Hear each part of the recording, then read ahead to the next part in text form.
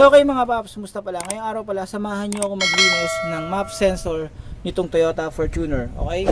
So simulan na natin to mga paps. Bakit ako maglilinis o magbe-maintain nitong MAP sensor? Itong MAP sensor, kahit na parang ganyan lang siya, mahalaga yan. May mga ilan na rin akong in-scan na ito yung dahilan ng hard starting at saka pagtotopak ng ng RPM or ng menor. So eto, kapag napabayaan natin yan, sobrang kapal na ng dumi, may posibilidad na makaapekto ito sa tamang menor ng ating sasakyan. Okay? Sa tamang idle speed. Kahit paano, dapat ito nililinisan natin to. So ang ginagamit dito mga paps, pag nililinisin, MAP sensor cleaner. Ito, matagal ko nang gamit to, pero may mga ibang brand pwede kayo sumubok, yung mga Hardex na pinagsama na TB and MAP sensor cleaner. Walang problema yon. Kung walang-wala, pwede kayong gumamit ng contact cleaner. Okay? So, hanggat maaari, huwag kayong gumamit ng WD-40 mga paps. Eto, yan. MAP sensor cleaner or MAP sensor and TB cleaner, pwede yan. Okay? Tapos, pagbubugahan nyo, alalay lang. Kasi, medyo sensitive yung sensor niyan sa loob. So, bago ko simulan yung paglilinis niyan, tanggalin muna natin yung negative terminal ng battery. So, eto, tanggalin natin. Yan.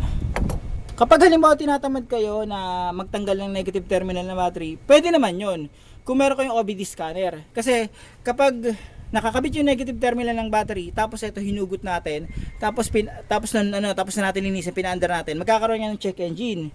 So yung check engine na madedetect niyan yung MAP sensor. So hindi naman ibig sabihin ng sira yun. Ang ibig sabihin ng history na lang yun. Kasi hindi kayo nagtanggal ng negative terminal ng battery nang tinanggal nyo itong connection na to. So, standard procedure, tanggalin negative terminal ng battery. Ngayon, kung tinatamad kayo, meron kayo OBD scanner, pwede naman, linisan nyo, tanggalin yan. Kapag lumabas yung check engine na detekto, i-delete nyo lang yung code. Okay? So, gagawin ko na rito, tanggalin ko yan. Ito, yan. Dahan lang ha, yan. So, yan siya. Tapos doon dito, meron yan ditong positive. So, ito, saka to.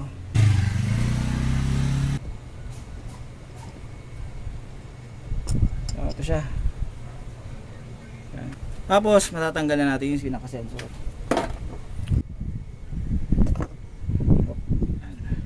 So ito yung palagi ko pinapaliwanag sa inyo, napaka-sensitive nito lalo na yung nasa loob. Yan. Napaka-sensitive niyan. So lilinisan ko lang yan. So ito yung MAP sensor ng ng Fortuner. Tignan niyo yung code. Yan. Yan yung code. So bugal lang natin yan.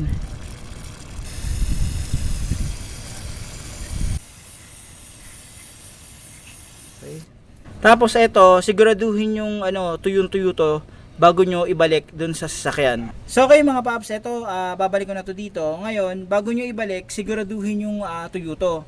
Yan, ibabalik na natin to dito. Ganyan. Ganyan. Okay. Tapos lalagay ko na yung yung screw.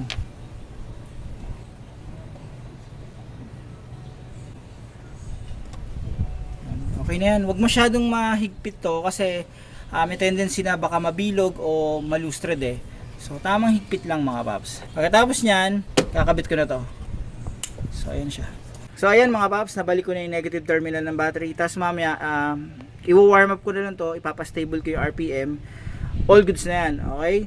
So paano mga paps, hanggang dito na lang yung video na to. Sana kahit paano nakatulong tong video na to in case na maglilinis din kayo ng MAP sensor or mass airflow sensor ng Toyota Fortuner. Okay? Paano mga paps? Maraming salamat sa inyo.